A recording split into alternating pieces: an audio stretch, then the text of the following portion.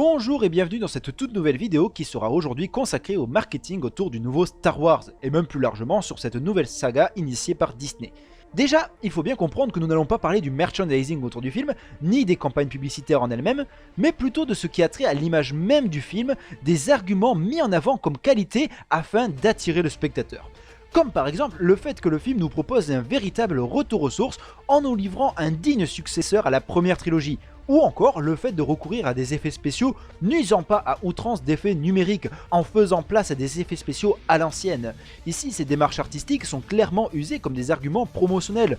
L'on pourrait alors soulever la question de la pertinence de ces démarches, mais d'autres ont déjà pu le faire, donc si ce sujet sur ces points vous intéresse, vous trouverez divers liens dans la description. Ce qui va personnellement m'intéresser ici est cette idée qu'il y aurait une certaine évolution des mœurs inhérentes au sein de ces nouveaux films.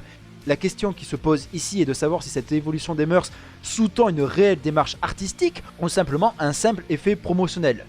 Et pour mieux appréhender cela, il sera ici question de s'attarder sur deux points.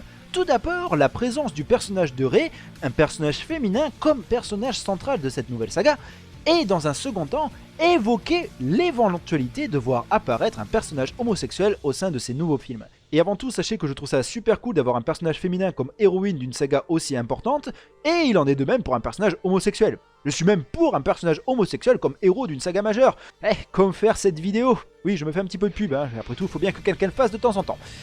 Donc, abordons le premier point. Rey, nouvelle figure de proue de l'épopée Star Wars. Star Wars, l'éveil de la force, oui je modifie le titre parce que je trouve que c'est quand même bien plus classe comme ça. Sorti sur nos écrans il y a quelques mois, nous a introduit un tout nouveau personnage, celui de Rey, qui a pour particularité, comme les fins experts auront pu le relever, d'être une femme. Avant toute analyse, il faut partir d'un constat, que certains auront peut-être envie de contester, mais il faut se rendre à l'évidence, oui il y a un manque d'icônes féminines dans la culture populaire. Bien sûr qu'il existe pléthore de personnages féminins qui auront marqué l'inconscient collectif, mais si l'on devait comparer avec les personnages masculins, il est évident que le nombre serait bien moindre. Il y a une prédominance de la masculinité dans la culture, ce qui finalement reflète notre société actuelle. Et ce n'est pas une mauvaise chose que de vouloir renverser cela. Il est quand même dommage que même la culture soit dominée par le patriarcat.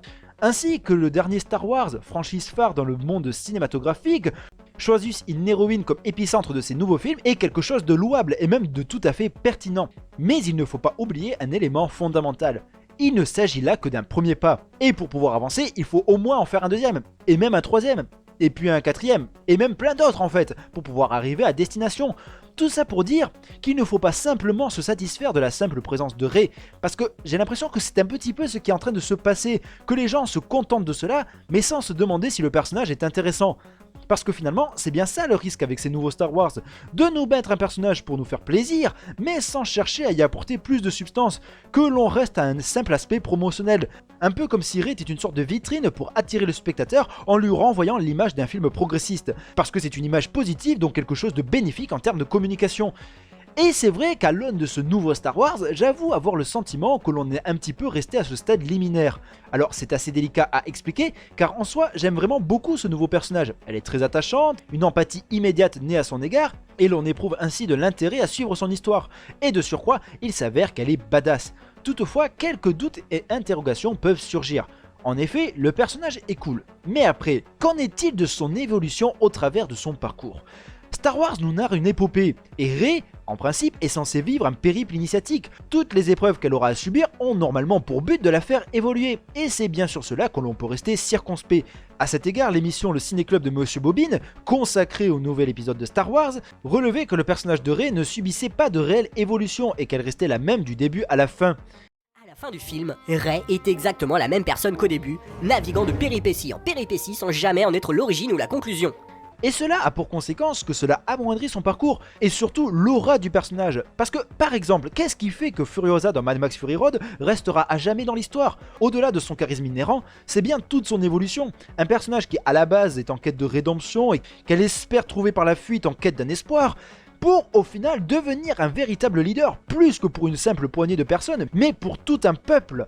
Alors, on pourrait rétorquer qu'il ne s'agit là que du premier film, et il est vrai que Rey n'est qu'au stade de son initiation, mais tout de même, que ce soit Luke Skywalker dans le premier Star Wars ou même Frodon Sake dans la communauté de l'anneau, dès les premiers films, les personnages se retrouvaient changés. Du coup, le risque de ne pas faire entrer Rey dans la légende, même si le terme peut être un peu fort, est bien présent. Et surtout, le risque de se limiter à un effet de communication. Mais là, j'avoue qu'il y a sujet à débat, et nous ne nous avancerons pas trop sur ce point, histoire de ne pas tomber dans de la pure spéculation. Contre pour le second, oui, là forcément, on va plonger en plein dedans. L'éventuelle survenance d'une personne homosexuelle. Il y a quelque temps est apparue la nouvelle selon laquelle il se pourrait qu'un individu homosexuel soit introduit dans les nouveaux films à l'avenir. Et si j'ai bien compris, cela concernerait les personnages de Poe et Finn, mais qu'importe. En tout cas, c'est une nouvelle qui a fait parler d'elle, et apparemment, elle aurait même fait polémique. Parce qu'après tout, l'homosexualité est un sujet sensible, hein. Nous ne sommes qu'en 2016. Mais polémique ou pas, cela participe toujours à la communication. Alors là aussi, il faut partir d'un constat très simple, et même encore plus évident, l'homosexualité est sous-représentée. D'autant qu'il y a un souci supplémentaire en l'occurrence, puisque j'ai l'impression que quand on aborde l'homosexualité, c'est principalement sous deux angles. Le premier est de présenter l'homosexualité au travers d'une problématique sociétale. Pour le dire autrement, souvent quand une fiction choisit de centrer son récit sur un couple homosexuel, c'est qu'il s'agirait d'une œuvre engagée, qui aura pour volonté d'affirmer les droits de la communauté homosexuelle au travers d'un contexte souvent historique, et même si c'est un contexte daté, force est de constater qu'il est toujours pertinent. Et oui, malheureusement, les mœurs évoluent lentement. Mais il n'empêche qu'au travers de ces œuvres, l'homosexualité est rattachée à une problématique sociale, quand bien même l'objectif est d'abolir cette problématique.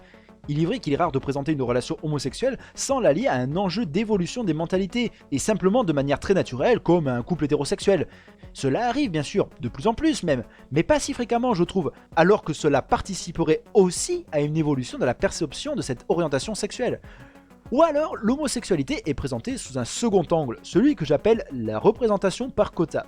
Il est possible d'introduire dans des fictions certaines minorités, que ce soit en raison de leur appartenance à une certaine communauté, en raison de leur ethnie ou leur orientation sexuelle, etc. etc. Et cela en vue d'apporter de la diversité. La démarche est louable, mais au final est assez restreinte, parce qu'on a l'impression que les personnages sont caractérisés non plus en tant que personnages propres, mais en raison de leur appartenance à un certain groupe. Dans le cas de l'homosexualité, nous n'évoquons plus réellement un couple gay, mais le couple gay, genre Bob et Lee dans Desperate Housewives, et au final, ça en devient encore plus stigmatisant. Et je dois dire que c'est un petit peu ce dont j'ai peur avec ce nouveau Star Wars, d'avoir deux personnages qui seront définis par leur relation sentimentale, même si le risque peut être amoindri par le fait que cela concernerait deux personnes qui ont été introduites dans le premier film. En tout cas, j'espère que l'éventuelle relation entre les deux hommes soit une véritable histoire d'amour forte, comme celle de Han Solo et Leia dans la première trilogie, et non pas une amourette à la con comme celle de Anakin et Padmé, ou même pire, Edward et Bella, ou même summum de l'horreur, Arwen et Aragorn. Bon ok, là j'avoue que cette histoire est de bien meilleure facture que les deux autres, mais elle m'emmerde beaucoup plus. Probablement parce que j'adore les films en fait. Enfin voilà, je ne veux pas d'une love story à la noix qui tirerait sa seule légitimité de présenter une relation allant à l'encontre du schéma habituel auquel nous nous sommes habitués, car cela impliquerait en l'occurrence que l'homosexualité ne serait qu'un prétexte pour pallier à une insuffisance scénaristique. Et en définitive, c'est là tout le problème avec ces nouveaux Star Wars, c'est ce risque d'avoir des films qui se reposent sur le seul fait d'aller au-delà des standards formatés, mais simplement dans un but de communication, et finalement de ne pas chercher à aller plus loin, et de construire avant tout une véritable histoire qui marquera notre culture. Et puis en plus, je trouve ça un peu triste que mettre un personnage féminin comme un personnage central, ou encore un couple homosexuel dans une saga majeure, soit considéré comme un exploit, alors que je ne sais pas, ça devrait être quelque chose de normal, d'anodin. Mais bon, il faut bien rappeler que nous ne sommes qu'en 2016, cela ne fait jamais que quelques millénaires que nous sommes sur cette planète, il faut du temps pour le changement, c'est bien normal. Voilà, cette vidéo touche à sa fin, j'espère que celle-ci vous aura plu, pas trop ennuyé, je vous dis merci beaucoup, au revoir, portez-vous bien et rendez-vous pour une prochaine vidéo.